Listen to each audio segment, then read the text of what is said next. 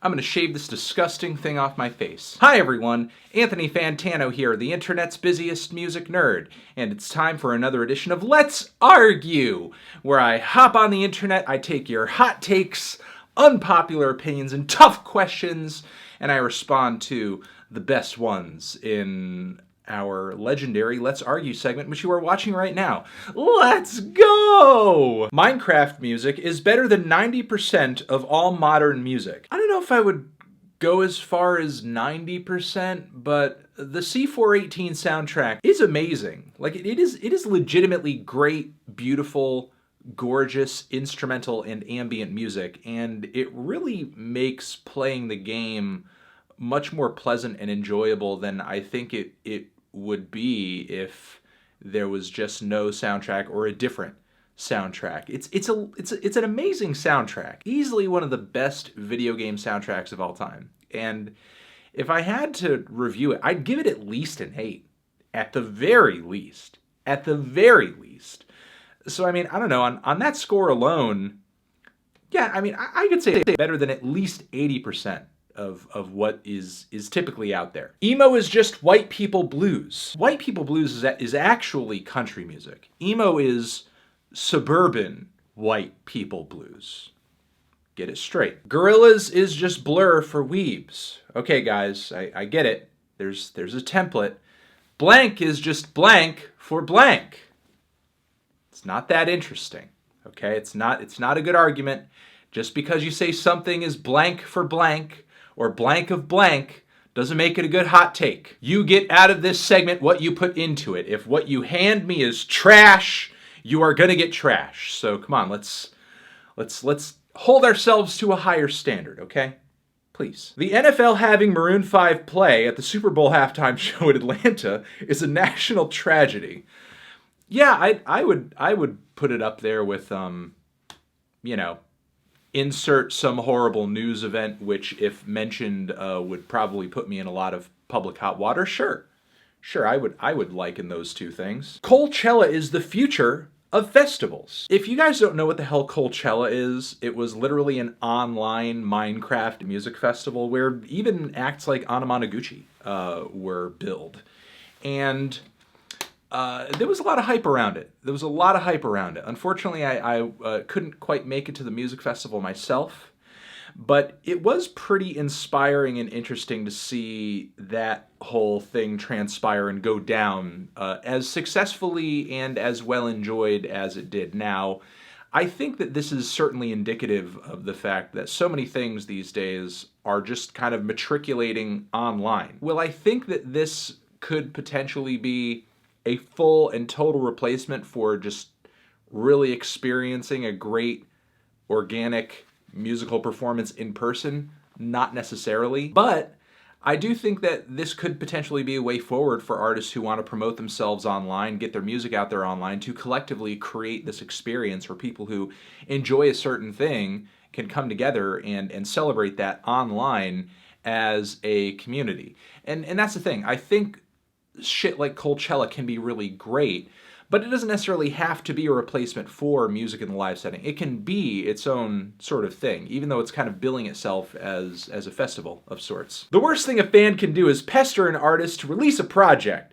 Tweets like "Drop Astroworld" are the dumbest and most pointless things I've ever seen, as all it can possibly do is rush the artist into releasing a project before it's perfected, or they ignore it altogether. Yeah, stuff like "Drop Astroworld," honestly, while I do think that there is a grain of sincerity to it, a lot of people sort of repeating that over and over. We're just kind of doing it for the meme, much in the same way that the whole Jenny Death thing was going on and caught on, and Death Grips even fed into with the whole Fashion Week release. You know, honestly, as far as rushing a project and getting it out there, and hurrying perfection, I think that there are more weighty outside factors to that, outside of fans just being like, "Drop the album!" Just kind of the saturation of the mainstream music landscape, putting artists in a position where they can't really take 5 years off to drop their next project. They can't really take 3 years off, a lot of them, because album sales really aren't what they used to be. And unless you drop a classic that people end up listening to like crazy for years and years and years on end, there's always going to be a push there to come out with your next record pretty quickly, because you're going to need to kind of keep the streams and keep the interest up in what you're doing, because that's just kind of the business model right now. Everybody's put in a position where they're constantly making and listening, and I don't know. It sucks, I guess. It keeps people from taking a break. But to circle around to your point here, I mean, I guess it sucks and it's kind of annoying, but I don't think it's as detrimental as you're making it out to be. The hierarchy of harder to replace after a member of a band leaves or dies goes: vocalist, guitarist, bassist, drummer. I mean, I think this is a case-by-case thing. There are some great bands out there that have just totally replaced their vocalists. Look at Iron Maiden, for example. Look at Black Sabbath, for example. And both artists have come out with good records with different vocalists. I do see your point here as far as vocalists go, because I think the singer is more often the member of the band that most of the audience kind of identifies with, because a lot of music listeners are not, and they're most likely enacting or enjoying the song by singing along with it. But again, to the other members of the band, and hey, let's even open it to horn players and so on and so forth. Again, case-by-case basis, because it really all depends on what the role that artist plays in that particular band.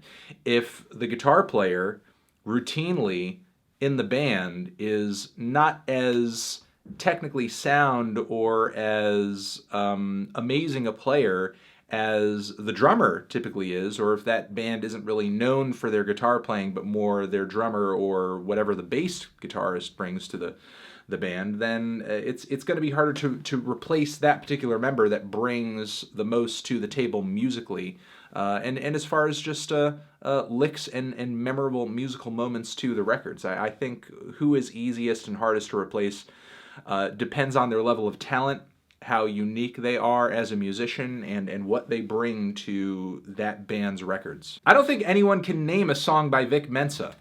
This is sort of in reference to that whole Tekashi 6ix9ine situation, where he was on the radio waves talking about his beef with Vic Mensa, and he went around the radio studio asking people to name a Vic Mensa song. Because, hey, Vic Mensa is irrelevant. I don't care about Vic Mensa. He was just kind of disrespecting Vic Mensa, and was asking everyone in his immediate area to just name one single Vic Mensa song. And nobody in the studio could. He was pulling on people outside of the studio, and it didn't seem like they could either. And honestly, at the time that I was watching the video, despite the fact that I've reviewed a couple projects from the guy, I couldn't name a Vic Mensa song either. So, kind of in the same boat. I suck. I encourage you, if you are still watching this video at this point, to, if you can, off the dome, in the comments, name a Vic Mensa song, then do it. And if you can't, then just leave a comment saying, I cannot name a Vic Mensa song. The only reason you continue to do this segment is to show off your bass skills. Whatever do you mean? I don't know what you're talking about. What are you talking about? I thought you said let's agree this week. What? I don't want to fight. I want to agree. Okay, I'm sorry. Next one will be agree. I forgot. Music review channels are unnecessary. Everyone's brain is developed differently, and some music releases serotonin and some music doesn't. There truly is no way of telling which music is good and which is bad. Well, for one, I don't think a music review channel, the purpose of one, is merely just to say, well, these musics is good and these musics is bad. If that's all you think music review channels are and do, that's kind of a really shallow perception. That being said, though, I think saying that some music releases serotonin and some music doesn't, just because some people's brains are different, is kind of a really reductive way to look at how music is made and how people enjoy music. I wouldn't say that music enjoyment merely just comes down to whether or not your brain is wired properly. You're also kind of ignoring that a music review channel or a music review website can provide a service in terms of reviewing more obscure stuff, underground stuff, trying to shine a light on works and artists that people might not be talking about or running across otherwise. And I don't even think that's the only purpose that a music review channel can serve. So again, horrible tweet. Much more unnecessary than music review channels, I'll say that much. And I am going to leave it at that. This has been another episode of Let's Argue. Hopefully you guys got a lot out of this one. Over here next to my head is another video in the Let's Argue series that you can check out. Hit that up or the link to subscribe to the channel. Anthony Fantano, music, music, music. Let's argue forever.